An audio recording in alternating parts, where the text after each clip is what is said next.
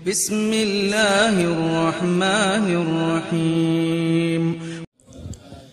Alhamdulillahi ala ihsanihi wa syukru lahu ala taufiqihi wa amtinanihi wa asyhadu an la ilaha illallah wahdahu la syarika lahu ta'ziman li sya'nih wa asyhadu anna Muhammadan abduhu wa rasuluhu da'ila ridwanih. Allahumma salli alaihi wa ala alihi wa ashabihi wa ikhwanih. Hadirin dan hadirat yang dirahmati oleh Allah Subhanahu wa taala, tidak terasa ya, hari terus berlalu, tahun berganti ya. Kita sebentar lagi ya bertemu dengan bulan Ramadan dan semoga kita bertemu dengan bulan suci tersebut ya.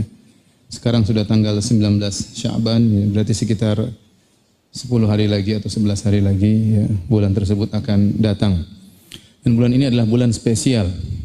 Sejauh mana seorang muslim mengagungkan bulan tersebut, sejauh itu pula dia akan diberi taufik oleh Allah untuk bisa beribadah dengan baik di bulan tersebut. Oleh karenanya Nabi SAW dahulu ya menyuruh kita untuk mengagungkan bulan ini. Ya, kata Nabi SAW tatkala bulan Ramadan, "Atakum Ramadan syahrun mubarak." Kata Nabi SAW, telah datang kepada kalian bulan Ramadan dan itu adalah bulan yang penuh keberkahan. Tatkala Nabi mengatakan bulan mubarak, bulan yang penuh keberkahan, ini bukti bahwasanya atau dalil bahwasanya ibadah di bulan tersebut tidak sama dengan di bulan-bulan yang lainnya. Pahala yang Allah berikan di bulan tersebut tidak sama dengan pahala di bulan-bulan yang lainnya. Wa rabbuka yakhluqu ma yasha'u wa yakhtar, ma kana lahumul khiyarah. Allah yang menciptakan apa yang Allah kehendaki dan Allah memilih apa yang Allah kehendaki. Allah memilih sebagian tempat dijadikan tempat-tempat suci. Allah memilih sebagian manusia dijadikan para nabi. Allah memilih sebagian waktu dijadikan waktu-waktu yang mulia, di antaranya bulan Ramadan. Di antaranya bulan Ramadan.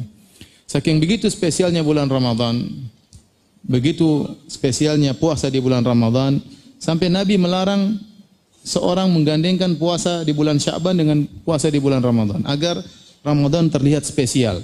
Dalam hadis kata Nabi sallallahu alaihi wasallam, "Idza intasafa Sya'ban fala tasumu." Kalau sudah lewat tengah bulan Sya'ban, maka tidak boleh lagi puasa. Tidak boleh lagi puasa ya. Kecuali orang yang biasa puasa Senin Kamis atau puasa sunnah, silakan lanjutkan. Dalam Sahih Al-Bukhari kata Nabi sallallahu alaihi wasallam, "La taqaddamu Ramadhana bis-shaumi yaumin wala yaumain illa rajulun kana yasumu shauman falyasumhu." Janganlah kalian mendahului bulan Ramadan dengan puasa sehari atau 2 hari sebelumnya. Kecuali seorang yang sudah terbiasa berpuasa, maka lanjutkan puasanya. Tidak lain kecuali agar seorang menjadikan bulan Ramadan sebagai bulan yang spesial. Bahkan kata Ammar bin Yasir radhiyallahu ta'ala anhu, "Man shama fil yaumil ladzi yushakku fihi faqad asa Abul Qasim."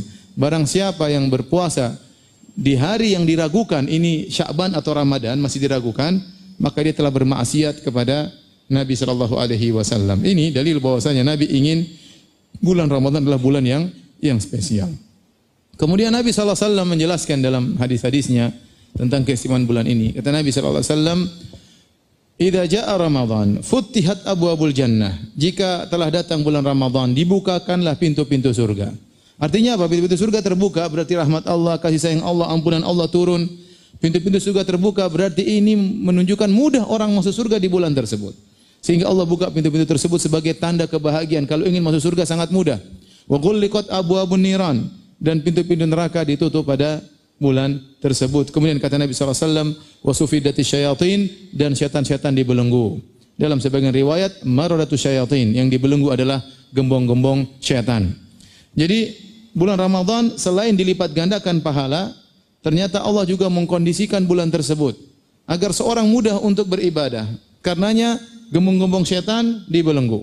Artinya mereka tidak leluasa untuk menggoda. Yang menggoda paling kroco-kroco ya. Tapi yang gembong-gembongnya dibelenggu oleh Allah Subhanahu wa taala. Selain itu, kata Nabi sallallahu alaihi wasallam, "Wa yunadi munadin, ya baghiyal khairi aqbil wa ya baghiyasy syarri aqsir." Kemudian ada yang menyeru, "Wahai pencari kebaikan, semangatlah, dan wahai pencari keburukan, berhentilah." Ada seruan tersebut kita rasakan dalam hati kita untuk semangat. Ya, agar kita semangat beribadah. Yang bermaksiat berhenti dari maksiat tersebut. Jadi intinya bulan tersebut dikondisikan oleh Allah Subhanahu wa taala. Ya, sehingga seorang bisa semangat beribadah di bulan tersebut, berhenti dari maksiat yang dia lakukan. Bahkan setiap malam Allah menjanjikan ampunan, janjikan masuk surga. Kata Nabi SAW, walillahi utaqa'u minan nar wa dzalika kullal lailah. Kata Nabi SAW, dan Allah mencatat hamba-hambanya terbebaskan dari neraka jahanam, dan itu berlaku setiap malam di bulan Ramadan. Artinya apa? Sejak seorang masuk di malam pertama bulan Ramadan, kesempatan bagi dia untuk tercatat oleh Allah, si fulan masuk surga, si fulan terbebaskan dari neraka jahanam. Kalau dia tidak berhasil di malam pertama, dia masih bisa berjuang di malam kedua. Kalau ternyata di malam kedua dia belum tercatat sebagai orang terbebaskan dari neraka jahanam, masih ada malam ketiga dan seterusnya sampai malam terakhir, malam ke-30 atau malam 29. Dan ini berlaku setiap malam. Oleh karenanya hadis yang masyhur yang sering disampaikan oleh para khutaba bahwasanya Ramadan awaluhu rahmah wa awsatuhu maghfirah wa akhiruhu itqun minan nar. Bulan Ramadan 10 hari pertama rahmat, 10 hari kedua ampunan, 10 hari ketiga bebas dari neraka jahanam. Ini hadis dhaif secara sanadnya dan matannya mungkar. Ya, matannya mungkar. Kenapa? Karena ampunan, rahmat, bebas dari neraka jahanam itu satu kesatuan dan itu berlaku setiap malam. Berlaku setiap malam. Kalau kita ngambil hadis tadi, hadis yang dhaif, 10 hari pertama rahmat. Kalau orang meninggal di 10 hari pertama dapat rahmat belum diampuni ya. Kalau mau diampuni harus sampai Ramadan yang tengah. Kalau ingin dibebaskan neraka jahanam harus di Ramadan yang terakhir. Maka hadis ini secara matan dia mungkar, secara sanad dia adalah hadis yang dhaif. Yang benar setiap malam seorang bisa berkesempatan untuk diampuni dosa-dosanya dan dimasukkan dalam surga dan dibebaskan dari neraka jahanam. Karenanya hadirin hadirat yang dirahmati Allah Subhanahu wa taala, jika seorang ternyata mendapati bulan Ramadan, ternyata dia tidak berhasil diampuni, tidak lulus dalam ujian, maka dia hamba yang celaka. Suatu hari Nabi SAW naik di atas mimbar. Kemudian Nabi naik di derajat yang pertama, Nabi mengatakan amin. Kemudian Nabi naik derajat kedua, Nabi mengatakan amin. Nabi naik di tangga yang ketiga, Nabi mengatakan amin. Setelah itu para sahabat bertanya, Jabir bin Abdullah berkata, "Ya Rasulullah, ra'ainaka taqul amin 3 marrat." Ya Rasulullah, kami melihat Anda mengucapkan amin 3 kali. Ada apa gerangan? Maka Nabi menjelaskan, "Falamma raqaitu darajatal ula." Tatkala aku naik di tangga yang pertama, maka Jibril berkata, "Syaqiya abdun adraka abawaihi indal kibar, ahadahuma aw kilaihima falam yadkhulil jannah." Celaka seorang hamba yang diberi kesempatan oleh Allah bertemu dengan kedua orang tuanya di masa jompo, salah satunya atau dua-duanya, kemudian dia tidak masuk surga. Katakanlah amin wahai Muhammad. Fakultu amin, maka aku berkata amin. Kenapa hamba ini celaka? Karena Allah sudah kasih dia kesempatan untuk masuk surga. Allah beri kesempatan luar biasa bertemu dengan kedua orang tua di masa jompo. Itu pintu surga yang sangat mudah untuk dimasuki. Itu pahala yang sangat besar. Ternyata dia tidak manfaatkan. Orang tuanya sudah jompo, dia masih cuek sama orang tuanya, tidak berbakti, masih pelit sama orang tuanya, sehingga dia tidak masuk surga, padahal pintu surga sudah dibuka selebar-lebarnya baginya. Maka ini hamba yang celaka dan didoakan keburukan oleh malaikat Jibril dan diaminkan oleh Nabi Muhammad SAW. Kemudian falamma raqaitu darajat tsaniyah, tatkala aku naik tangga yang kedua di mimbar, maka Jibril berkata, "Syaqiya abdun adraka Ramadan fansalakha falam yughfar lahu." Celaka seorang hamba bertemu dengan bulan Ramadan. Kemudian berlalu bulan Ramadan tersebut, ternyata dia tidak diampuni. Ini hamba yang celaka. Sama. Kenapa? Karena di bulan Ramadan Allah telah mengkondisikan bulan tersebut. Semangat beribadah ada, menjauhkan maksiat juga semangat. Ya, kemudian pahala dilipat gandakan. Tiap malam dijanjikan untuk bebas dari neraka jahanam. Tiap malam berlaku. Kemudian sebulan penuh dia tidak berhasil diampuni, maka ini hamba yang celaka. Berarti dia tidak memanfaatkan kesempatan yang Allah berikan kepadanya. Oleh karenanya hadirin dan hadirat yang dirahmati Allah Subhanahu wa taala, kita tatkala di bulan Ramadan ini berusaha ya untuk bisa beribadah dengan sebaik-baiknya. Ini adalah bulan panen pahala, ya. Dan kita berharap di bulan ini kita diampuni dosa-dosa kita oleh Allah Subhanahu wa taala. Masing-masing kita sadar betapa banyak dosa yang kita lakukan, betapa banyak dosa yang kita tumpuk ya selama setahun ini. Kita ingin di bulan ini adalah ampunan Allah berikan kepada kita. Jangan sampai Ramadan kita kali ini sama dengan Ramadan sebelumnya. Jangan sampai ya. Sama seperti tahun yang lalu, tidak ada peningkatan, tidak ada perubahan. Ya, kita ingin pada bulan Ramadan ini kita mencapai derajat ketakwaan yang Allah katakan la'allakum tattaqun, agar kalian bertakwa. Hadirin dan hadirat yang dirahmati oleh Allah Subhanahu wa taala. Bagaimana kita bisa menyambut bulan Ramadan ini agar kita bisa optimal dalam beribadah di bulan ini? Yang pertama, jangan lupa berdoa. Berdoa kepada Allah Subhanahu wa taala. Berdoa bahwasanya Allah, ya, balikna Ramadan, ya Allah mudahkan kami untuk bertemu dengan bulan Ramadan. Ya Allah mudahkan kami untuk beristihad bersungguh-sungguh di bulan tersebut. Ini kita berdoa kepada Allah. Para salaf dahulu, mereka disebutkan oleh Ibnu Rajab Al-Hambali, setengah tahun mereka beribadah, berdoa kepada Allah agar dipertemukan dengan bulan Ramadan. Mereka berdoa setengah tahun. Kita tidak demikian, ya. Ya, sebagian kita mungkin sudah ada yang berdoa, sebagian kita mungkin sampai sekarang belum berdoa untuk bertemu dengan bulan Ramadan, pede bahwasanya dia pasti bertemu bulan Ramadan.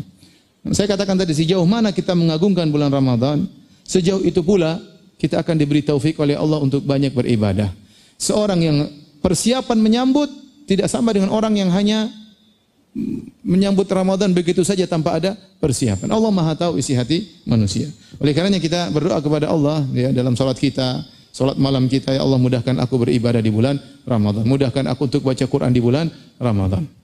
Kemudian agar puasa kita bisa optimal, jauhkan dari hal-hal yang bisa membatalkan ibadah puasa kita. Baik membatalkan puasa kita atau membatalkan pahala puasa kita. Jadi pembatal ada dua, perhatikan sini. Ada namanya pembatal puasa, ada namanya pembatal pahala puasa. Pembatal puasa, sebagaimana kita ketahui, yaitu makan, minum, dan berhubungan. Barang siapa yang makan dan minum atau berhubungan dengan sengaja, maka puasanya batal. Ya. Kalau dia lupa, maka tidak batal. Ya. Sebagaimana sabda Nabi SAW, man nasiya fa akala aw syariba falyutimma saumahu fa innama at'amahu Allahu wa saqahu. Barang siapa yang lupa kemudian dia makan, kemudian dia minum, maka hendaknya dia sempurnakan puasanya karena sungguhnya Allah memberi dia makan dan Allah memberikan dia minum. Dalam sebagian riwayat kata Nabi, rizqun saqahu Allahu lahu. Itu adalah rizki yang Allah berikan kepadanya. Jadi kalau pas kita pulang, kita kehausan, kemudian kita buka kulkas, kita minum air sebotol, setelah itu baru ingat, enggak apa-apa ya. Itu berarti rezeki dari Allah Subhanahu wa taala. Kita pulang ke rumah, kemudian kita lupa, kita masak Indomie, kemudian kita makan. Setelah selesai kita tambah lagi Indomie yang kedua. Setelah itu selesai, baru istri kita kasih ingat, "Mas, ini hari bulan Ramadan." "Oh iya, saya lupa." Qadarullah ya. Itu rezeki ya, rezeki. Allah bilang rizkun saqahullahu lahu, rizki yang Allah berikan kepadanya. Sampai para ulama khilaf, kalau kita lihat orang lupa di bulan Ramadan makan dan minum, ditegur atau tidak? Ada yang bilang ditegur, ada yang mengatakan jangan. Kalau dibilang ditegur ini kemungkaran, ada yang bilang jangan, itu rizki, ente jangan potong rizkinya. Dia lagi dapat rizki. Saya cerita, saya pernah satu hari pergi sama seorang pengajian, kemudian kita datang ke pagian, mampir suatu tempat. Hari Kamis, teman saya itu puasa, saya tidak puasa. Akhirnya kita mampir, teman saya bilang, "Ustaz sebentar, kita cari sarapan dulu." Oke, saya juga belum sarapan. Dia pergi ke warung, "Mbak ada nasi goreng enggak?" "Oh mas, masih pagi, belum buka." "Mie ayam, ada mie ayam enggak?" "Belum buka juga mas, mie ayam belum buka." Akhirnya cuma dapat teh manis. Pesanlah teh manis 2. Kemudian kita minum teh manis. Setelah minum selesai, baru dia ingat, "Ya Allah, ya Ustaz, saya ini puasa." Nah, berarti rezekinya cuma teh manis. Nasi goreng, mie ayam enggak, belum. Makanya lupa itu memang menjengkelkan, tapi terkadang membahagiakan. Seperti gini. Demikianlah ya. Jadi kalau lupa enggak ada masalah. Sama jika seorang lupa kemudian berhubungan dengan istrinya juga tidak mengapa. Tapi apakah mungkin terjadi? Ya itu Allah alam ya. Kalau suami lupa mungkin, tapi kalau istri juga lupa, itu susah, dua-duanya kompak lupa. Kecuali istrinya pura-pura lupa ya. Baik, ini yang perlu kita hindari, jangan kita makan, jangan minum, jangan kita berhubungan. Karena kalau kita sengaja makan atau minum dan berhubungan, masalahnya bukan cuma batal puasanya, tapi dosa besar. Sengaja berbuka tanpa uzur, baik makan atau minum, berhubungan dengan istri, maka dosa besar. Makanya tatkala ada seorang sahabat, dia menggauli istrinya di siang bulan Ramadan.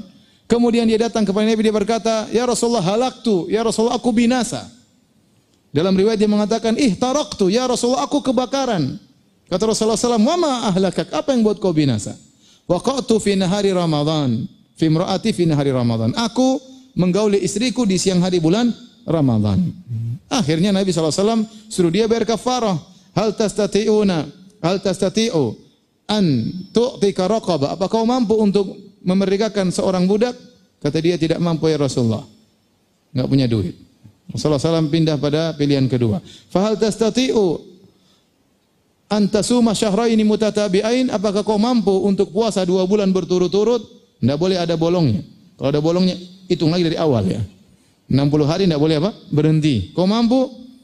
Tidak ya Rasulullah. Ini 1 bulan ini saya tidak mampu, apalagi 2 bulan. Kemudian Rasulullah berkata, "Fahal tastati'u an tut'ima sittina miskinan?" Apa kau mampu untuk memberi makan 60 fakir miskin? 60 bungkus pagi selesai. Enggak mampu ya Rasulullah. Ini Rasulullah terdiam, ini tidak mampu semuanya. Tiba-tiba ada orang datang kasih hadiah kepada Nabi 2 keranjang korma. Maka Nabi akhirnya mengambil 2 keranjang korma tersebut, Nabi berikan kepada orang tadi. Ini ambil, kasih makan fakir miskin. Kata dia, "A'ala man afqara minna ya Rasulullah?" Apakah aku berikan kepada orang lebih miskin daripada kami ya Rasulullah? Demi Allah di kota Madinah kami yang paling miskin. Kata Nabi, kalau gitu kasih makan keluargamu ya. Maka dia pun pulang dengan gembira ya. Bayangkan datang ketakutan, pulang apa? Gembira. Antum jangan coba-coba ya. Nah maksud saya, jangan seorang berpikir, kasih makan 60 orang, 60 bungkus berapa sih?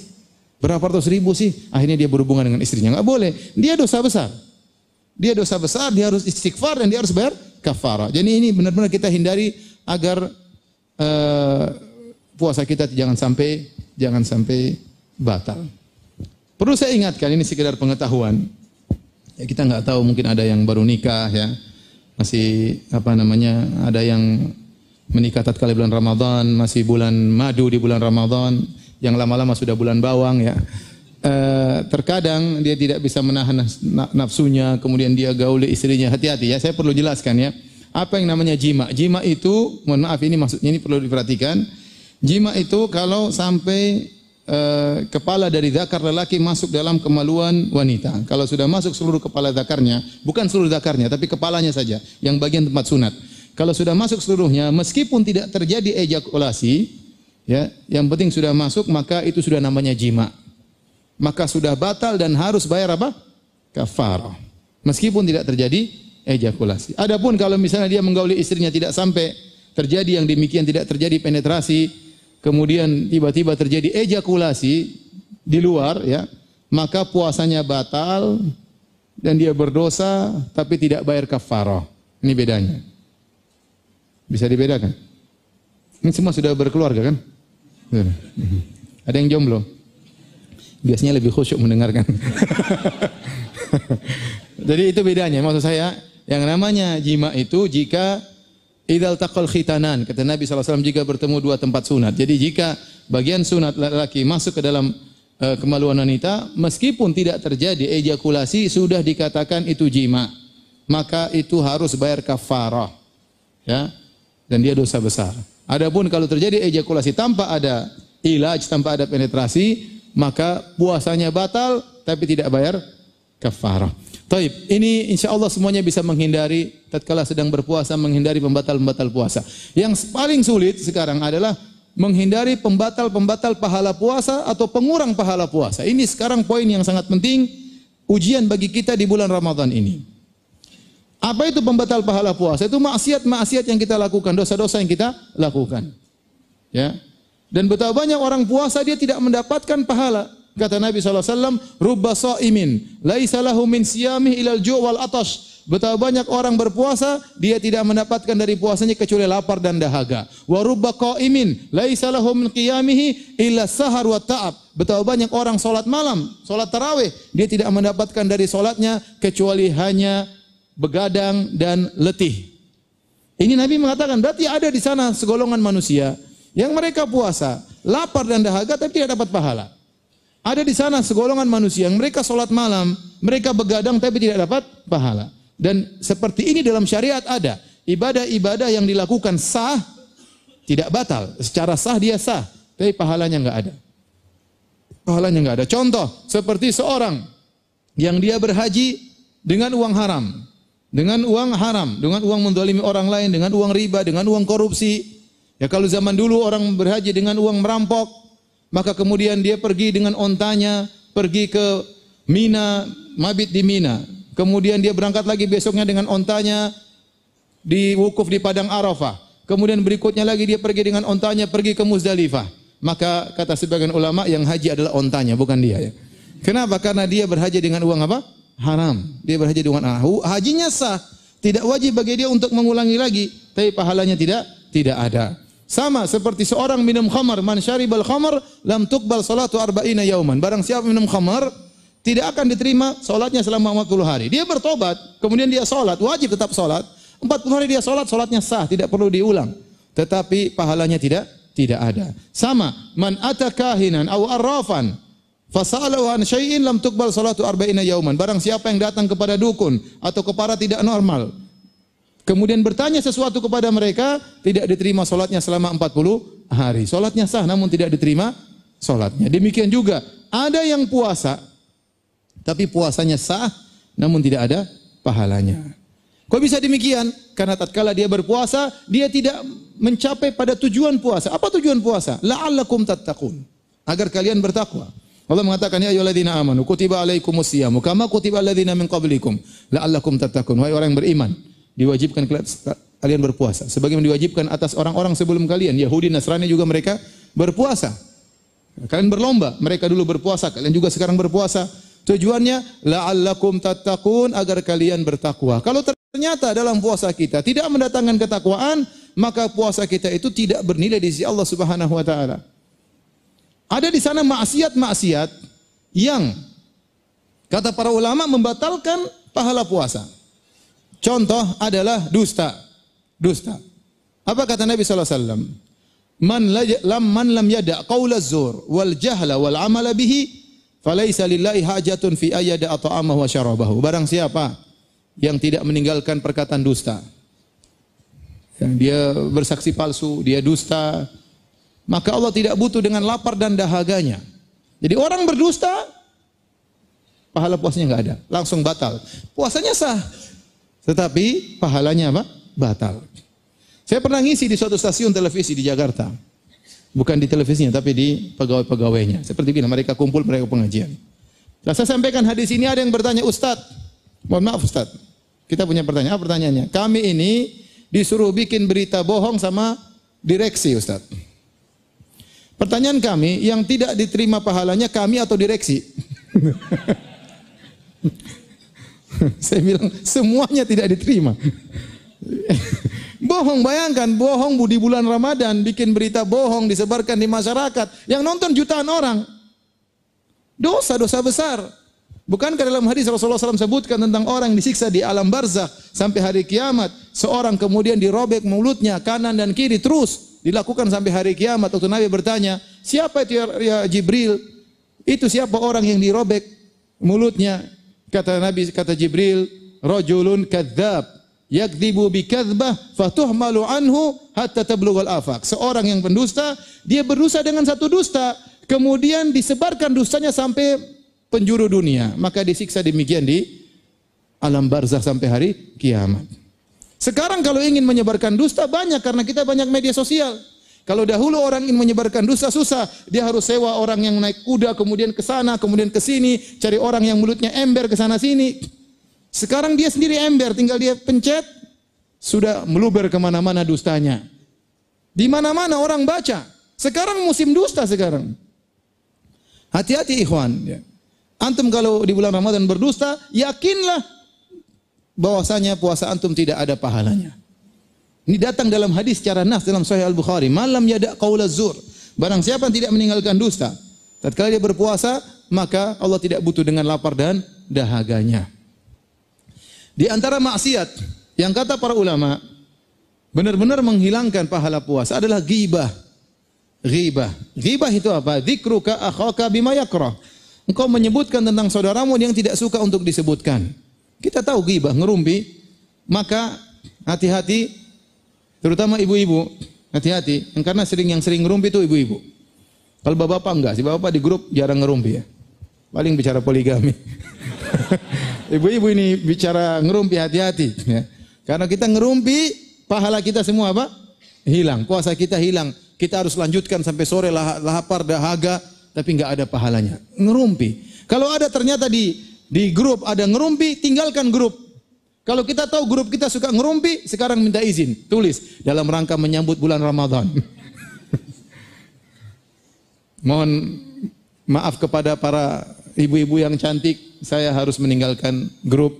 Semoga kita ketemu lagi setelah apa? Ramadan. Kenapa Kenapa? Bilang aja, saya ingin konsen ya.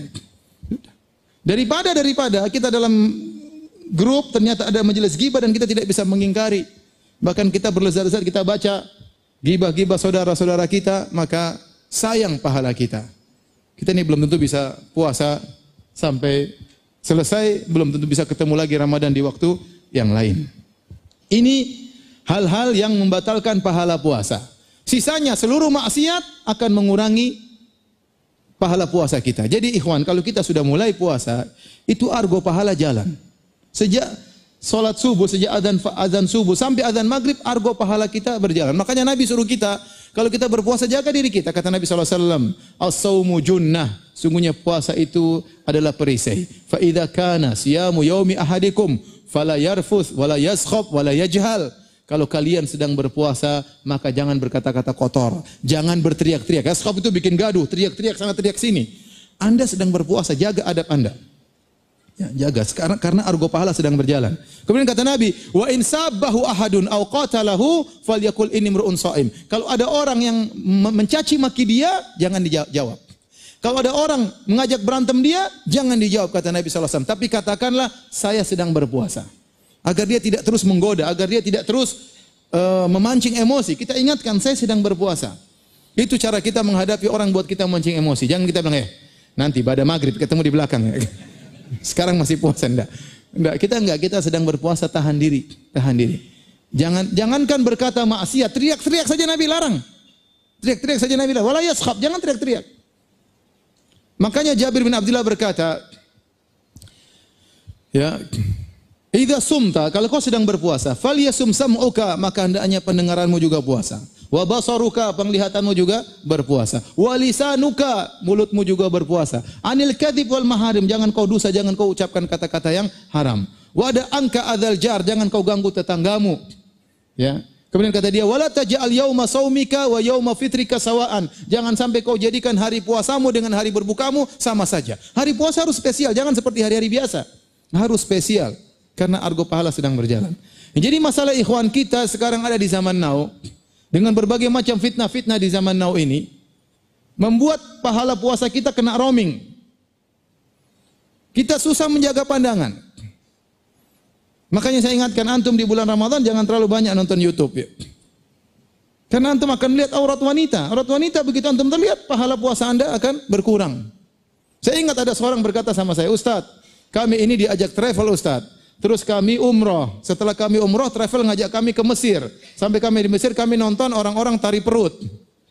Saya bilang puasa, pahala umroh ente kena roaming. Harusnya ente kalau mau nonton dulu tali perut, baru bertobat sama Allah. Kalau memang harus ada pilihan.